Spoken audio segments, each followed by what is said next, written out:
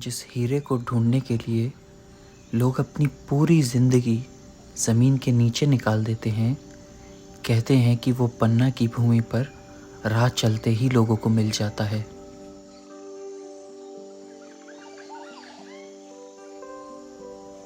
लेकिन हम यहाँ ज़मीन में गड़े हीरो को ढूंढने नहीं आए हैं। हम तो उन हीरो से मिलने आए हैं जो ज़मीन के ऊपर रहते हैं। पन्ना के पहले एपिसोड में आप सबका स्वागत है।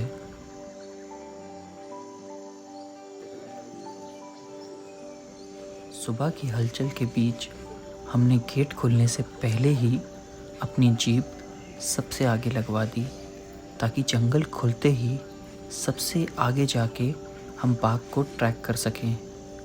पन्ना में ये हमारी पहली सफारी थी और उत्साह आसमान को पार कर चुका था।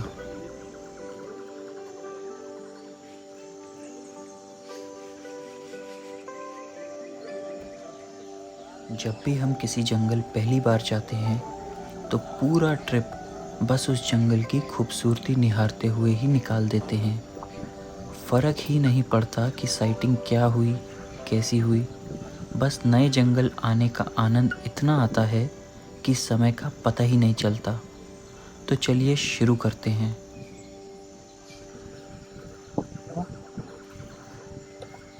तो आप सभी का स्वागत है पन्ना नेशनल पार्क में। यहाँ से आज बहुत दिन के बाद वेट करते करते आज फाइनली हो ही गया कि पन्ना में आपकी आना हो गया। तो यहाँ से हम लोग कोर के अंदर हो जाते हैं। तो मैं ये सारी चीज़ें बताऊँगा बाद में, थोड़ी थोड़ी। अभी हम सबसे पहले ड्राइव करते हैं बिग कैट को। यस, ठीक है। क्योंकि अभी सुबह का टाइम है, गाड़ी की भागम भाग रहेगी। मैम आप कंफर्टेबल है ना? जब भी लगे तो आप प्लीज़ बता दीजिएगा, तो हम गाड़ी रोक के फिर आप आगे आ जाइएगा।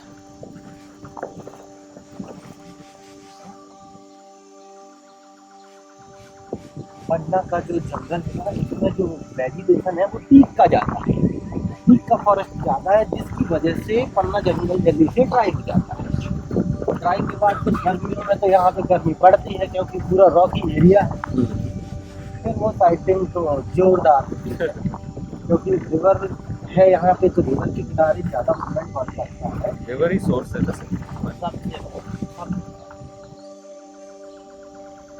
कुछ अलग सा एहसास था पन्ना के जंगल का।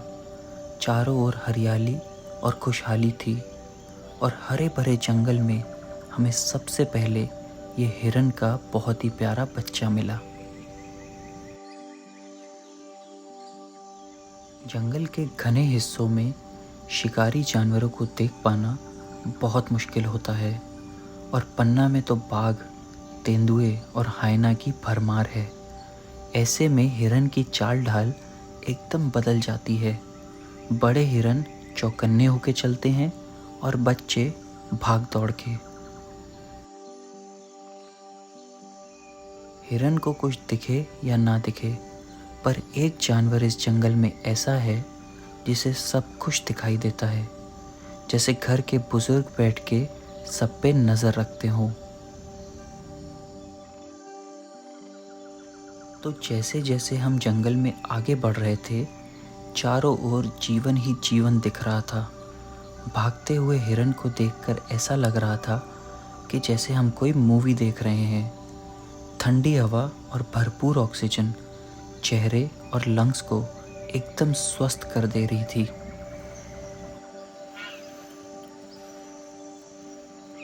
थोड़ा आगे बढ़े तो मोर का कॉल आ रहा था, पर गाइड को कॉल में दम नहीं लगा।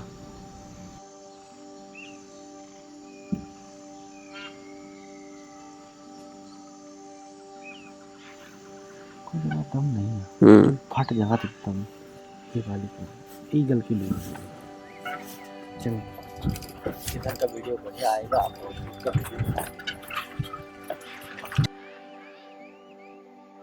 अरे वो लैंडस्केप है जो हर किसी का एक ड्रीम होता है कि यहाँ पे टाइगर। अरे एक शॉट देखिए। मैं तो वही अभी जो एक सिड आए थे आपके साथ ही थे शायद। कौन? सिड दो दुआ वाले। हाँ, उन्होंने जो चट्टान के ऊपर का टाइगर डाला है, जो चलता हुआ आ रहा है। आप मैं शायद बता नहीं पा रहा।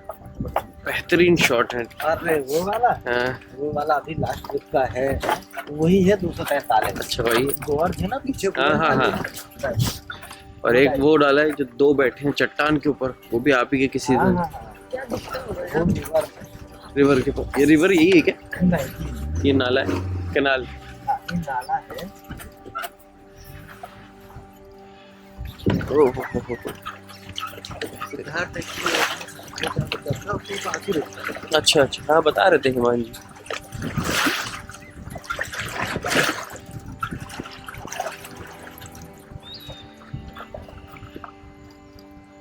बेहतरीन।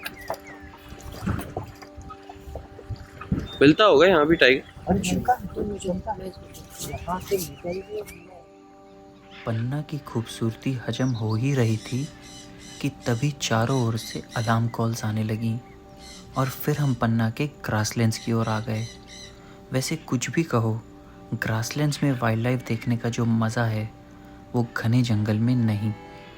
अगर एक बार आप ऐसी जगह बाघ को ढूंढ लो तो बस आपके तो भाग्य ही खुल गए। अच्छी कॉलोनी लगाई मूवमेंट पे है अभी।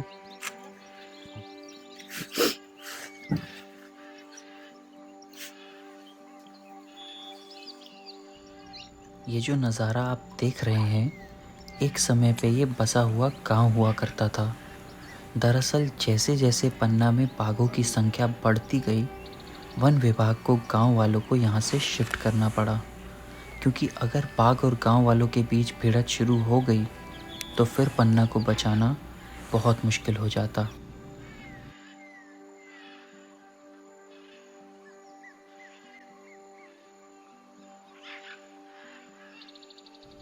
वो कहते हैं ना, दूध का जला छाछ भी फूंक फूंक के पीता है।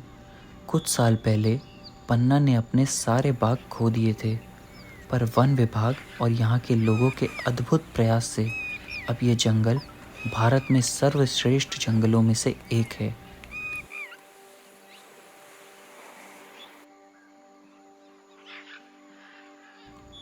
और शहर में घर बैठे किसी भी विषय पे ज्ञान देना आसान है, लेकिन जब आप सच में एक जंगल में रहते हो तो असली समस्याएं सामने आती हैं। गलती ना गांव वालों की है और ना ही इन बेजुबान जानवरों की।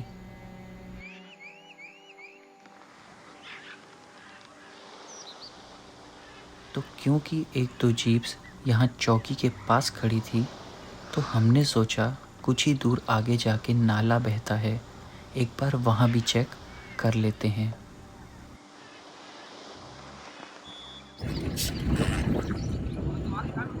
हम आगे खड़े हो रहे नाला पे, ठीक है। मच्छर भगा रहे हैं। हाँ हाँ हाँ।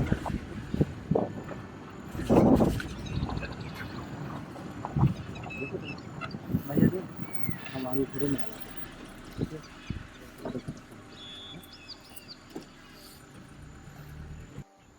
दिसंबर का महीना होने के कारण जंगल अभी सूखा हुआ नहीं था। चारों ओर लंबी घास थी, तो ऐसे में बाघ या तेंदुए को ढूंढने का एकमात्र सहारा था अलार्म कॉल्स। पन्ना का जो लैंडस्केप है वो रॉक से बना है और यहाँ की जीव नदी केन इकलौता पानी का स्रोत है। वैसे तो सुबह से अलार्म कॉल्स बहुत आ रहे थे, पर क्योंकि यहाँ पन्ना में गॉर्ज बहुत हैं तो ऐसा लग रहा था कि बाघ गॉर्ज के रास्ते ही चल रहा है, जहाँ पे हमारा देखने जाना मुमकिन नहीं है। अंदर अंदर गया।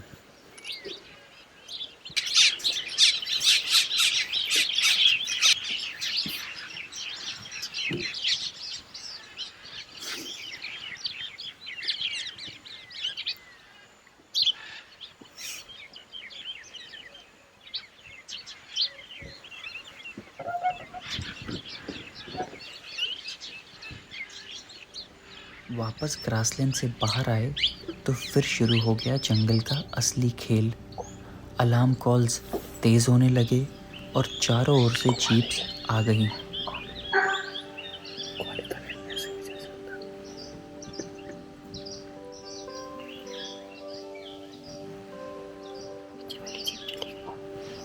ये इशारा कर देंगे भैया।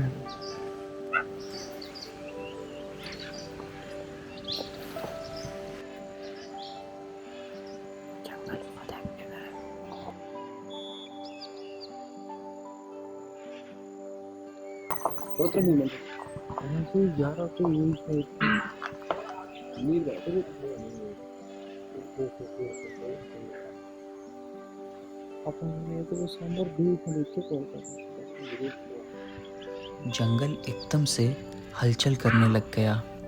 बंदर भी बोल रहा था, सांबर भी बोल रहा था और चित्तल भी। आप भी बस गौर से सुनिए।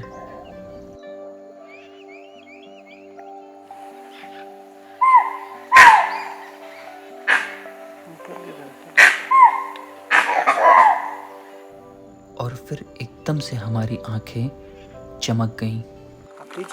ये बहुत बोल्ड है फीमेल, इसका जबड़ा टाइप का टूटा है। अरे आगे मत करो प्रदीप, प्रदीप पीछे ले ले प्रदीप, अपना काम करके स्टॉप कर जल्दी।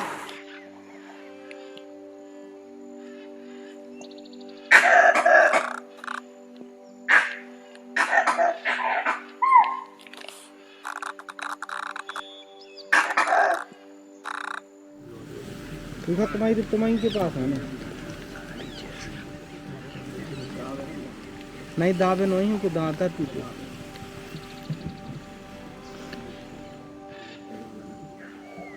अभी आगे ले ले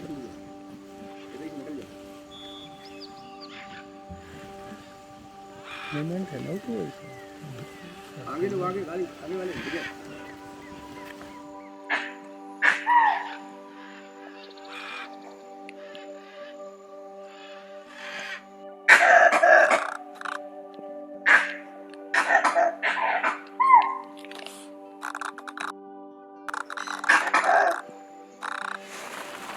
तुम्हारा और बढ़ा लो भाई साहब, तुम नहीं।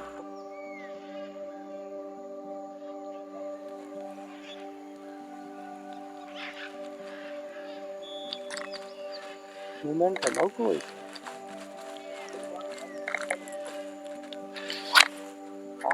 गैप दे दो।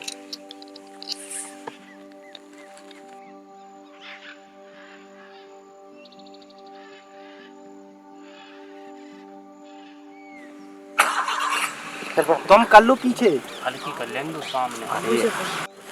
तू तुम्हारी के पास आने। जंगल में जब भी कोई शिकारी जानवर चलता है तो चारों ओर से हल्ला होने लगता है। और ये साइटिंग खास इसलिए थी क्योंकि टाइगर रिजर्व में तेंदुए को ज़मीन पे इतने साहस से चलते देखना अपने आप में एक अनोखा नज़ारा था।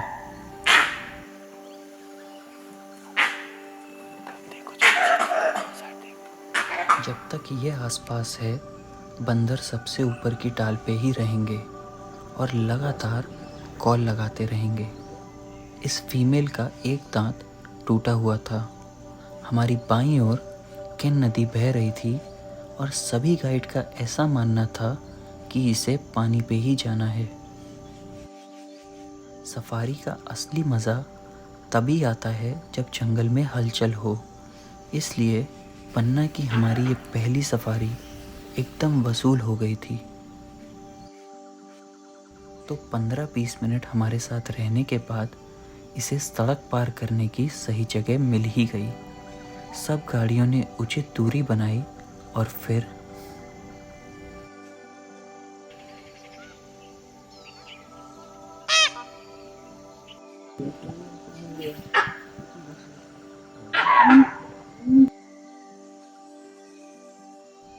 समय लगभग 9:30 का था और हम बस इस तेंदुए की आखिरी झलक लेके नाश्ता करने निकल पड़े।